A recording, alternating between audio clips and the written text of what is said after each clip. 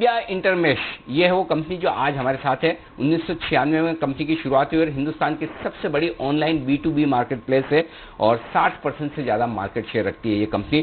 12.5 करोड़ से ज़्यादा के कस्टमर्स हैं इनके पास, 65 लाख से ज़्यादा सप्लायर्स हैं और 7 करोड़ से ज़्यादा प्रोडक्ट्स और सर्विसेज देने का कंपनी कारोबार करती है। हमारे साथ कार्यक्रम में शामिल हो रहे हैं कंपनी के फाउंडर और CEO दिनेश अग्रवाल साहब, जो कि कानपुर से कंप्यूटर साइंस में B.Tech कर चुके हैं। हिंदुस्तान मैनेजमेंट, HCL अमेरिका और HCL जैसी दिग्गज कंपनियों के साथ आपने कामकाज किया है वहाँ, और साथ ही 2017 से इंडस एंटरप्रेन्योर के साथ भी आप जुड़े हुए हैं। अग्रवाल साहब, स्वागत है आपका, बहुत बहुत धन्यवाद जी बिजनेस के लिए वक्त निकालने के लिए।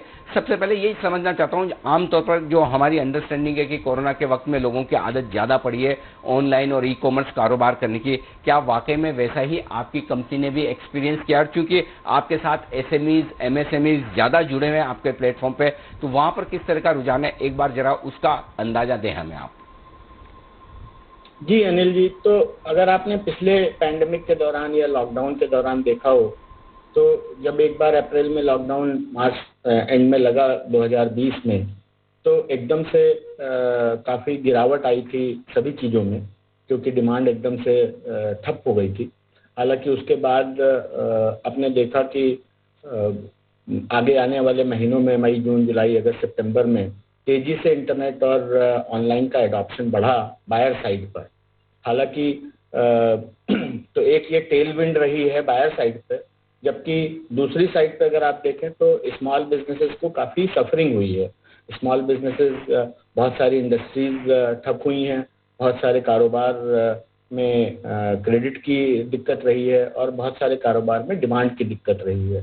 तो इसका एक मिला जुला इफेक्ट, जहां एक तरफ इंटरनेट का एडॉप्शन बढ़ा है, जहां एक तरफ इंटरनेट से खरीदने की या इंटरनेट पर सामान ढूंढने की सुविधाएं बढ़ी हैं, वहीं दूसरी तरफ जो सप्लाई साइड है, वो सप्लाई साइड काफ़ी परेशानी में रही पिछले लॉकडाउन में भी और इस लॉकडाउन में भी। जबकि पिछले लॉकडाउन में तो केवल लॉकडाउन का इफेक्ट था, हालांकि इस बार लॉकडाउन सीवियर नहीं था, लेकिन इस बार जान माल का नुकसान काफ़ी था और इसकी वजह से लोग सोशली और मेंटली भी काफ़ी परेशान थे, क्योंकि लोगों ने अपने नियर एंड डियर वंस को अस्पताल में पाया और खोया भी है। तो उसको लेकर के एक मिक्स रिएक्शन अभी इस क्वार्टर में रहने की उम्मीद है।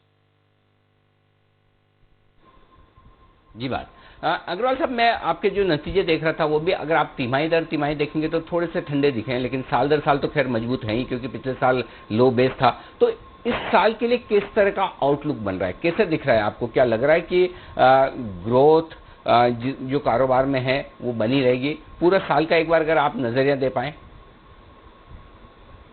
देखिए, जहाँ तक पिछले साल की बात है तो पहला हाफ जो अप्रैल से लेकर के दिसंबर तक रहा वो काफ़ी सबड्यूड रहा। ये तो सभी इंडस्ट्रीज का आपने देखा ही था। और उसके बाद तेजी से रिकवरी शुरू हुई थी। जनवरी फरवरी मार्च में अगर आप देखें तो हमारा कलेक्शन जो ग्रोथ है वो ऑलमोस्ट 30-35% के आसपास तक पहुंच चुका था। हालांकि फिर उसके बाद अप्रैल में दोबारा से ये जो सेकेंड वेव आया, उसकी वजह से काफ़ी नुकसान हो रहा है और अप्रैल से लेकर के मई एंड तक काफ़ी सबड्यूड रहा है। जून में धीरे धीरे रिकवरी शुरू हुई है, तो उम्मीद करते हैं कि अगर अब कोई थर्ड वेव या ऐसा कोई आगे नहीं आएगा तो मुझे लगता है कि जो रिकवरी पिछले साल होने में दिसंबर तक लग गया था और केवल जनवरी फरवरी मार्च का समय मिला था रिकवरी करने के लिए, होपफुली इस बार अगले पूरे 9 महीने इस फाइनेंशियल ईयर में मिलने चाहिए रिकवरी के लिए, और उसका एक अच्छा इफेक्ट देखने को मिल सकता है इस फाइनेंशियल ईयर पर। ओके, 60% आपका मार्केट शेयर है और किसी भी स्पेस में अगर 60% मार्केट शेयर हो, कोई बड़ा नंबर 1 प्लेयर इतना बड़ा हो तो सबका मन करता है अच्छा ये तो इतना बड़ा शेयर लेके बैठा है, चलिए इसमें कुछ न कुछ तो ऐसा हमारे लिए भी जगह बनेगी। तो कंपटीशन रोज आता होगा, नए नए खिलाड़ी डिस्ट्रप्शन के मूड में भी रहते हैं, तो आपकी स्ट्रेटेजी क्या है? क्या वाकई में कंपटीशन है या जो एक जगह बना ली तो अब आप हिलने वाले नहीं हैं? जरा इसके मार्केट शेयर के बारे में बताइए सर। सर देखिए, अभी तो बहुत अर्ली स्टेज है मार्केट शेयर का, क्योंकि अगर आप देखें तो ओवरऑल एसएमई का जो साइज है वो करीब 60 मिलियन 70 मिलियन एसएमई इंडिया में है। हालांकि केवल अगर आप ऑर्गेनाइज्ड मार्केट की तरफ देखें तो 1 से 1.25 करोड़ के बीच जीएसटी रजिस्टर्ड बिजनेसेस हैं। अब उसके अंदर अगर आप B2B से रिलेटेड अगर आप रिटेलर्स और सर्विस प्रोवाइडर्स को हटा दें तो मैन्युफैक्चरिंग और होलसेल का जो मार्केट है वो करीब 30% के आसपास बैठता है। तो उस तरह से देखते हुए 3 से 4 मिलियन का एक बहुत मोटा मार्केट है जो कि हमारे ख्याल से आने वाले समय में, और अभी तो अगर आप देखें तो स्मार्टफोन और इस पैंडेमिक और लॉकडाउन की वजह से इंटरनेट का एडॉप्शन बढ़ा है। तो आने वाले समय में अलग अलग तरह के सॉफ्टवेयर, अलग अलग तरह की सर्विसेज इंटरनेट पे मुहैया कराई जाएंगी और इसको लेकर के अलग अलग तरह की कंपनियां भी बाजार में पैदा होंगी। लेकिन ये जैसा कि आपने देखा होगा हमारी इन्वेस्टर प्रेजेंटेशन में, एक नेटवर्क इफेक्ट बिजनेस है जहाँ पे ज़्यादा से ज़्यादा बायर आते हैं तो इसलिए उसकी वजह से ज़्यादा सप्लायर आते हैं, और ज़्यादा सप्लायर आते हैं उसकी वजह से ज़्यादा प्रोडक्ट दिखते हैं और उसकी वजह से ज़्यादा बिजनेस होता है। तो आप कह सकते हैं कि एक अच्छा मोड क्रिएट किया गया है पिछले काफ़ी सालों में, और डिपेंड करता है कि हम इसको कितना अच्छा एग्जीक्यूट कर पाते हैं अगले आने वाले वर्षों में। तो मार्केट शेयर, क्योंकि मार्केट अपने आप में बहुत एक्सपैंड करने वाला है और हम एक बहुत छोटे से हिस्से को B2B को एड्रेस करते हैं और या SME के एक छोटे से हिस्से को एड्रेस करते हैं। आपने देखा होगा कि जब हमने फरवरी में QIP लॉन्च किया था तो बताया था कि अलग अलग तरह की और सर्विसेज हम धीरे धीरे प्लान करेंगे और उसके तहत हमने कुछ इन्वेस्टमेंट भी किए हैं।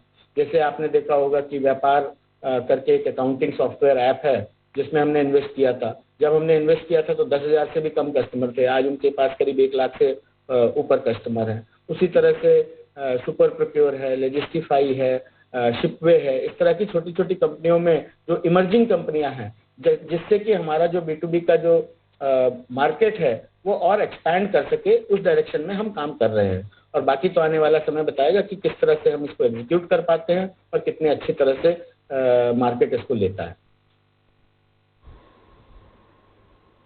ओके, तो ये है आपके लिए पूरा का पूरा आउटलुक इंडिया मार्ट का अगले साल के लिए। बहुत बहुत शुक्रिया, और साथ ही पूरे इंडस्ट्री का और बिजनेस का आउटलुक देने के लिए दिनेश अग्रवाल साहब, हमारे साथ जुड़ने के लिए धन्यवाद आपका। आइए, शो के समापन का वक्त है। बाजार